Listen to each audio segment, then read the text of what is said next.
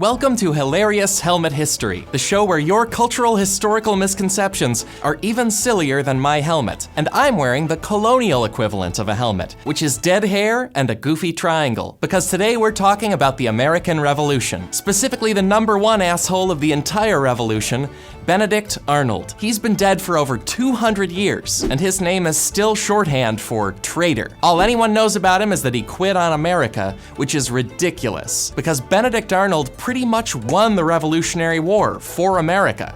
He was also one of the many assholes undermining the American cause, and Benedict Arnold stinks for so many other reasons besides the whole traitor thing. But first things first, Benedict Arnold was a war hero, basically from birth. By age 18, he had run away from home 3 times, all so he could fight in the French and Indian War, also known as the 7 Years' War, also known as Benedict Arnold's warm-up sesh for kicking British ass, in creative and cool-ass ways. Arnold was a leading Connecticut patriot before the Revolutionary War. By April of 1775, he was leading Connecticut's militia against the British, and 1 month later, Benedict Arnold captured the most important British fort in the colonies. After that, he invaded Quebec, captured Montreal, almost made Canada our 14th state, and then stopped a British counterattack by hiring random upstate New Yorkers to build him as many boats as they could. Boats which Arnold used to fight the world's best navy to a draw, even though, come on, what? How? Come on!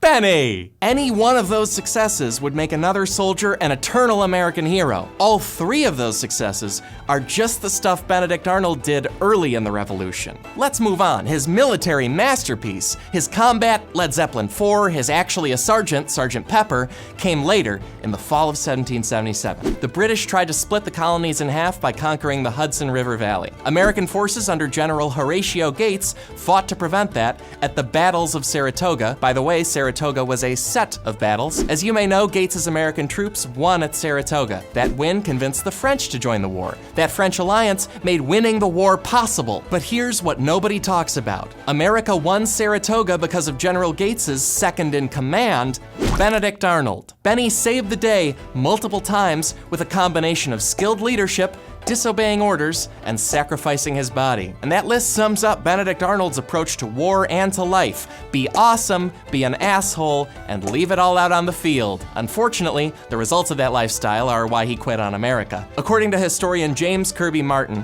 Benedict Arnold wrote his first secret letter to the British about switching to their side in May of 1779. And a few days before that, Arnold wrote this to George Washington: "Having made every sacrifice of fortune and blood, and become a cripple in the service of my country, I little expected to meet the ungrateful returns I have received from my countrymen."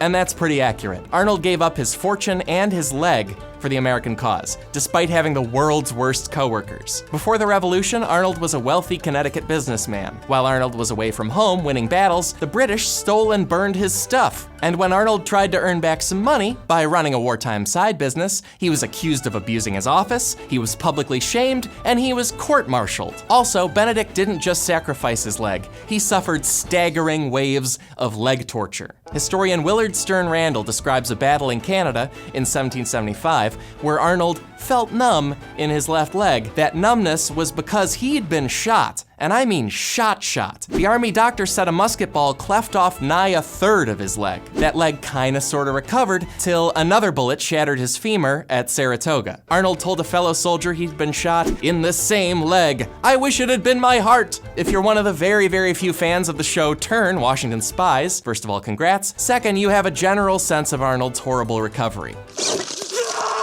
Here's the awesomely gross specifics. Arnold refused to have the leg amputated, so his doctors set Arnold's remaining leg bones into the most leg-ish shape they could manage. The resulting, call it a leg, was 2 inches shorter than the other one.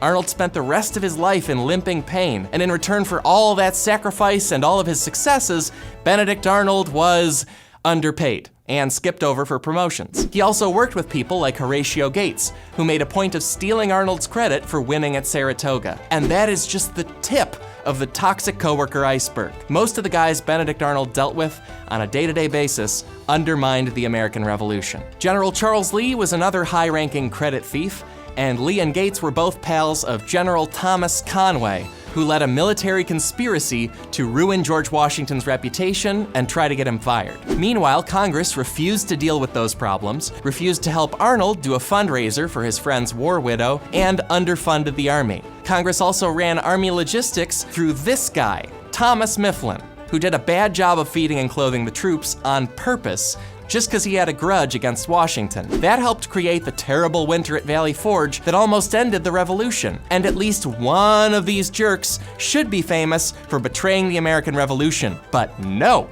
the one famous traitor is this war hero who only left the cause after getting crapped on by colleagues, let down by Congress, and ripped to shreds by bullets.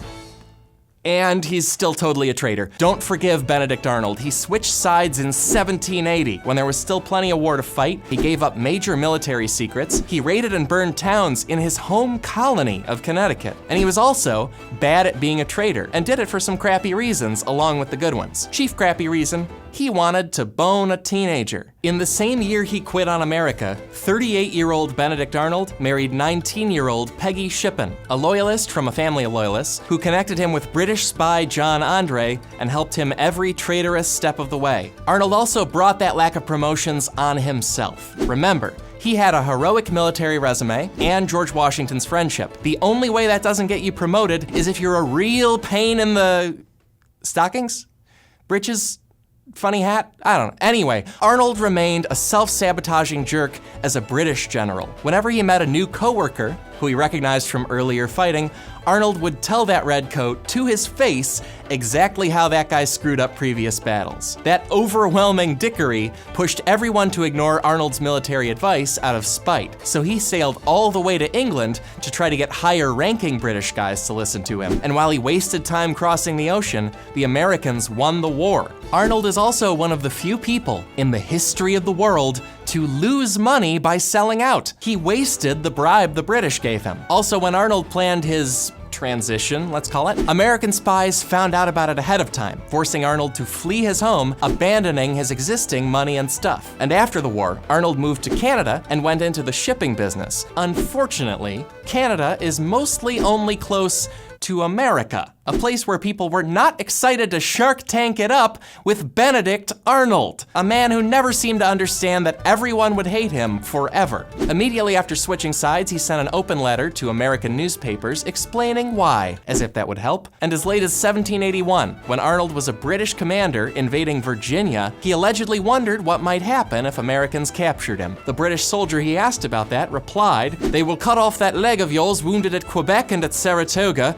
and bury it with all the honors of war, and then hang the rest of you on a gibbet." A gibbet, you know, for executing somebody, 'cause treason. Also, fun fact, that random Brit kinda predicted the future. The main Benedict Arnold memorial is this monument, a nameless statue of the hurt part of Arnold's leg. They didn't even celebrate the whole leg, let alone the whole person, because Benedict Arnold sucks. But I say we ought to be celebrating all of Benedict Arnold, one of the top 2 generals responsible for America winning its independence. And then we should crush that celebration under the epic weight of Benedict Arnold's failures, stupidity, dickishness, and then let's take a break after to realize that these hats make a perfect frisbee.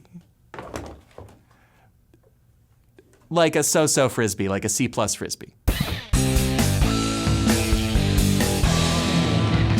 Hey, thanks for watching Hilarious Helmet History. If you want to subscribe to our channel, hit that big C in the middle. If you want to watch more videos of all kinds, hit one of the boxes on the right. Also, don't forget to hit the notification bell icon below so YouTube will notify you when we have a new video, possibly about history.